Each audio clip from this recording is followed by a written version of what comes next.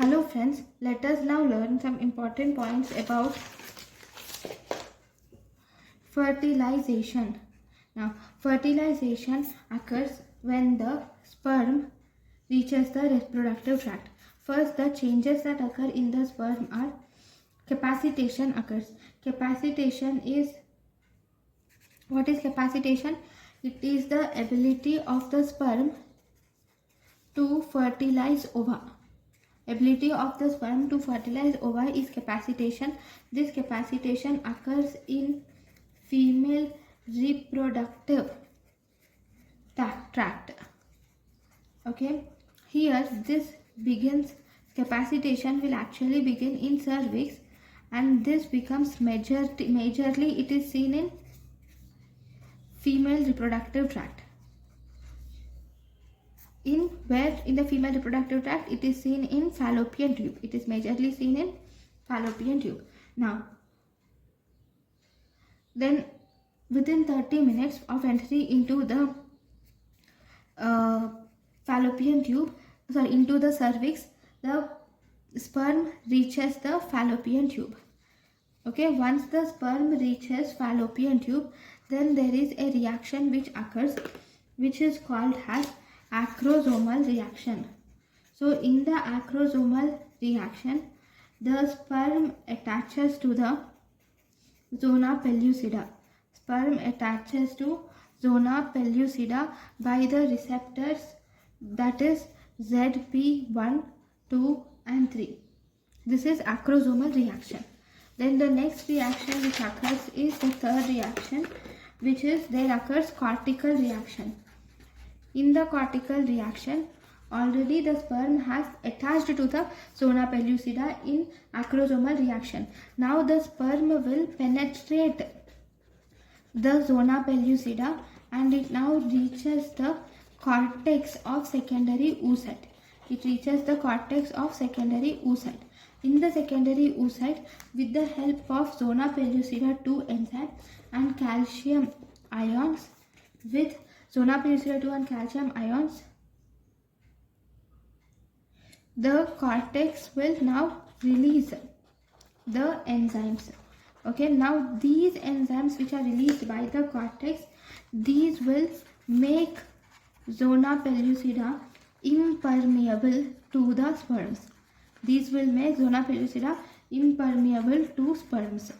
So this reaction is called as fourth reaction, which is zona reaction. Now we are learning everything about zona pellucida. Now what does zona pellucida do? This zona pellucida will prevent polyspermy. Right? Now, once it has prevented polyspermy, now the sperm entered into the cortex and now the sperm will unite with the secondary oocyte. Okay, and there occurs fertilization. Where does fertilization occurs? It occurs in the ampulla of the fallopian tube. Okay, after fertilization, this results in the zygote formation will occur. Zygote formed, and then after 20 to 30 hours or within 20 to 30 hours, it gets converted to 2-cell stage. Then there is formation of 4-cell stage. Then there is formation of 8-cell stage, and finally there is formation of 16-cell stage, which is nothing but morula. Morula is mulberry shaped. Now till this, all these will occur in around 3 days, and these 3 days the zygote is in the fallopian tube.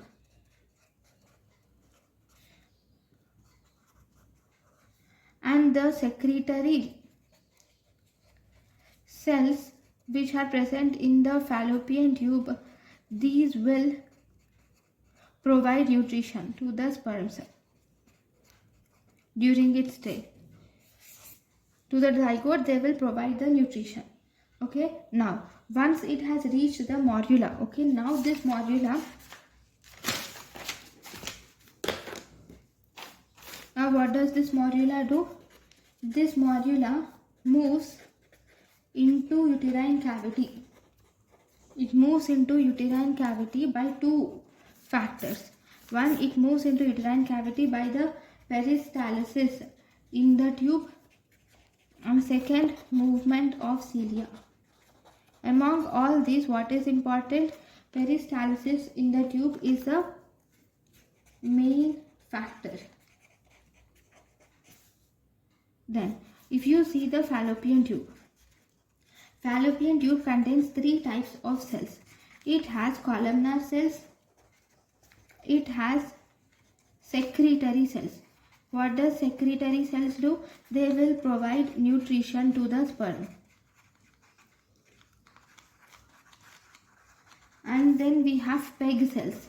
Okay, these PEG cells here, the function of PEG cells is not known. Then the next important thing is about implantation. When do you see implantation? Implantation mainly occurs in the fourth day. Actually not fourth day. Okay, as I have said, morula moves into the uterine cavity when it moves in the uterine cavity in 4th day or 18th day of menstrual cycle. 4th day or 18th day of menstrual cycle. Okay, now this is 4th day. Now what happens on 5th day? We will see. Now on 5th day after fertilization, zona pellucida is lost. Okay, this is called as zona hatching. Okay, so this is the morula stage. Now to the morula, fluid enters and this results in the formation of something called as blastocyst. Okay, this blastocyst has inner cell mass and trophoblastic layer, and this blastocyst will now undergo implantation by attaching to endometrium of uterus. This then, and it undergoes implantation. Now if you see, implantation is of two types. Implantation is of two types. One, we have superficial implantation. Okay, second, we have interstitial implantation.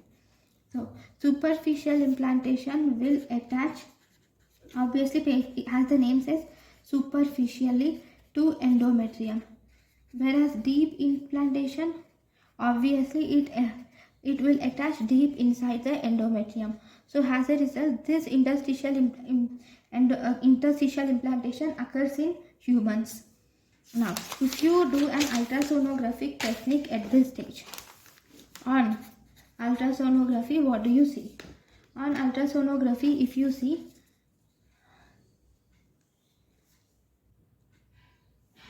you will see the uterus appears as, uterine cavity will appear as a single white line.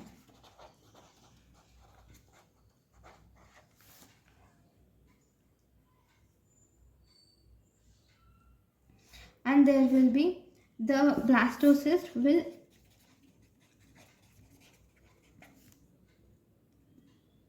implanted blastocyst.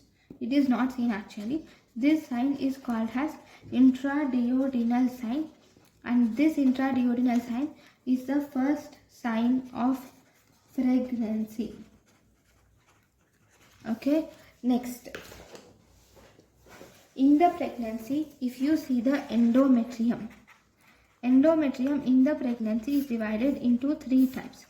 One, we have decidua capsularis, then we have decidua basalis, and then we have decidua parietalis. Let me just draw a picture and then explain this. Okay, if this is the uterus, okay, and this is the embryo, okay, this is the endometrium, this is the embryo, blastocyst, this is the blastocyst which is implanted. Okay, the decidua which is present between the blastocyst and the myometrium, this is called as decidua basalis. Okay, this will actually separate blastocyst from myocardium. Okay, this is decidua basalis. Then the one which will separate the decidua when residuum from the rest of the see, this is between the separates the uterine cavity and the blastocyst is residuum capsularis. Residuum capsularis will separate the blastocyst from uterine cavity. That is residuum capsularis.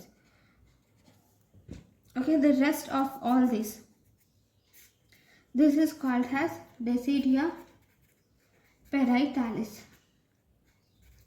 Okay, so these are the different types of residua. Next,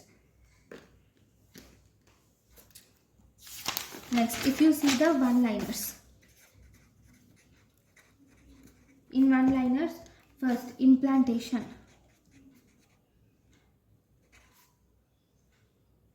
What is implantation window? Implantation window is day 20 to 21. This implantation is completed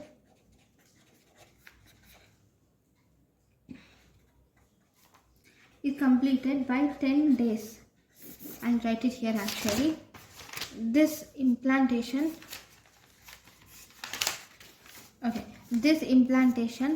it occurs from 6th day. It begins at 6th day and it is completed by 10th day. Okay, where does the implantation occurs? Implantation occur in, this is upper posterior part of uterus. It occurs in upper posterior part of uterus. Now, if you see, next important thing is about the implantation. Implantation in humans is eccentric.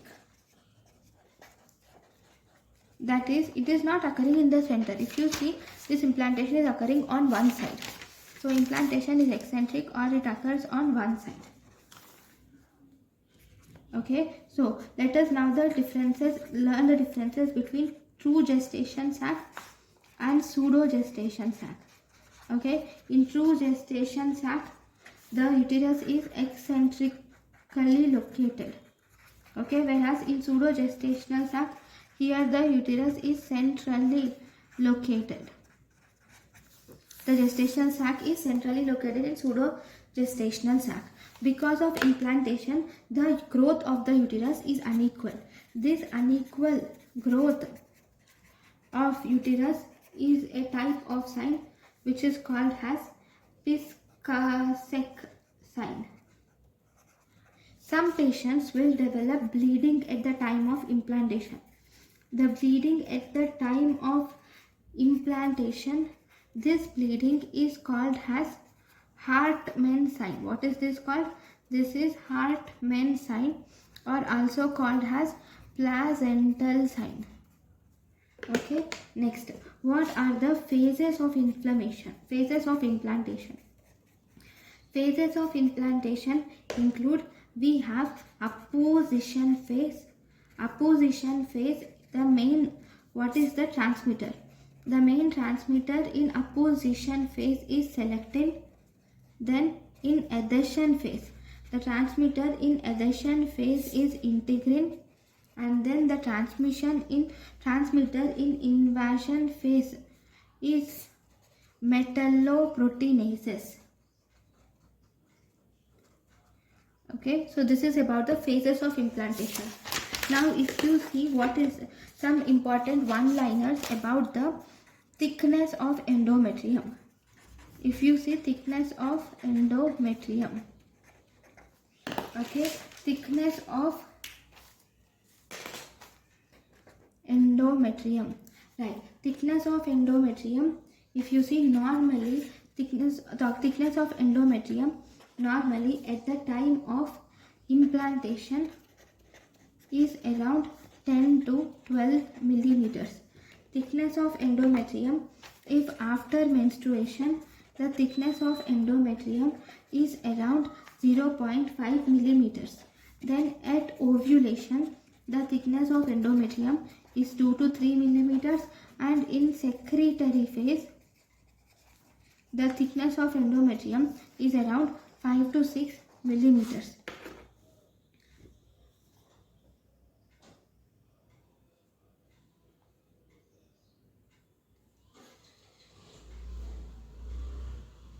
Now, okay, now as this uterus goes bigger and bigger, this deciduum has the blastocyst grow. As blastocyst grows, okay, this decidia parietalis and capsularis will fuse because in order to accommodate give the blastocyst space, this decidia parietalis and decidia capsularis will fuse. Decidia parietalis and decidia capsularis will fuse. When does they fuse? They fuse at 14 to 16 weeks of pregnancy. Okay, now next important thing, right? Blastocyst. About blastocyst, I have said blastocyst has inner cell mass and also it has trophoblast. Okay, in it has 53 cells in the trophoblast and 5 cells are present in the inner cell mass. So in the blastocyst total there are 58 cells are present in the blastocyst. Now what happens to blastocyst?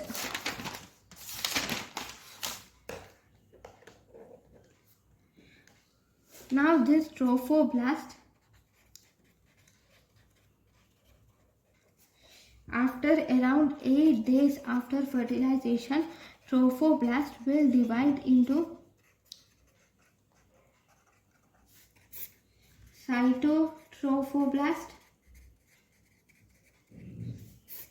and syncytiotrophoblast.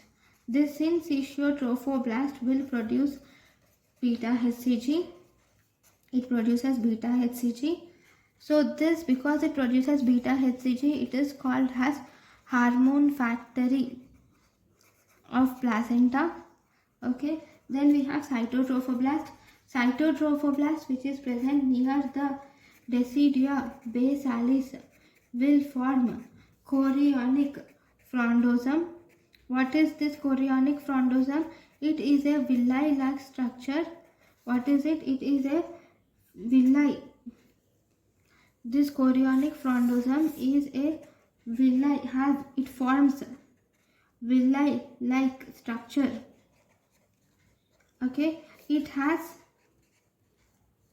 will form the fetal side of placenta.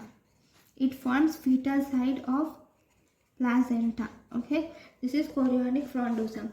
Then if you see the rest of the chorion, so this is decidia basalis. Is this near the decidia basalis? It is chorionic frondosome. Then we have chorionic leve also. It also forms chorionic leve. What is this chorionic leve? This chorionic leve is the smooth part. It is smooth and this will form chorion. Okay, so this is about the cytotrophoblast and syncytiotrophoblast. Now, what does this cytotrophoblast do? Now,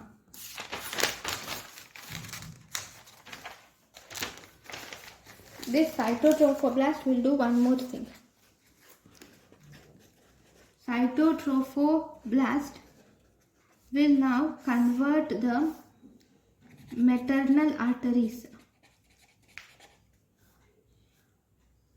high resistance.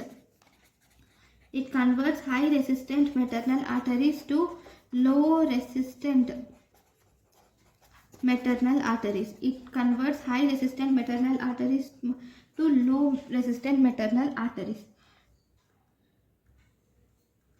So this conversion will occur. So this conversion occurs in 2 phases. Okay, first phase, if you see the first phase, This first phase begins at 12 weeks, whereas second phase, when does it occur? The second phase begins at 16 weeks. First phase begins at 12 weeks, second phase begins at 16 weeks, and this process of conversion is nothing but trophoblastic invasion. Why is this trophoblastic invasion important? This is mainly important to maintain the uteroplacental blood flow. This is important to maintain the uteroplacental blood flow. Now, what happens if this trophoblastic invasion is absent? If trophoblastic invasion is absent,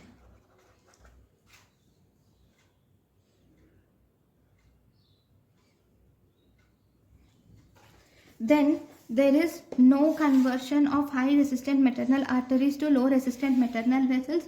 So there is high resistant maternal arteries will be present. These high resistant maternal arteries will cause decreased uteroplacental circulation.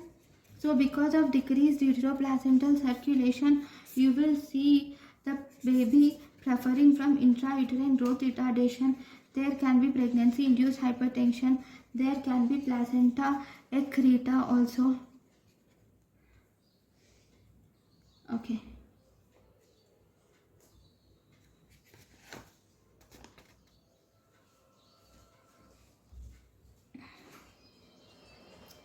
Now, if one question has been asked, that is, who controls the cytotrophoblast, or what controls cytotrophoblast function? Cytotrophoblast function is controlled by natural killer cells will control the cytotrophoblast function. Thank you for watching.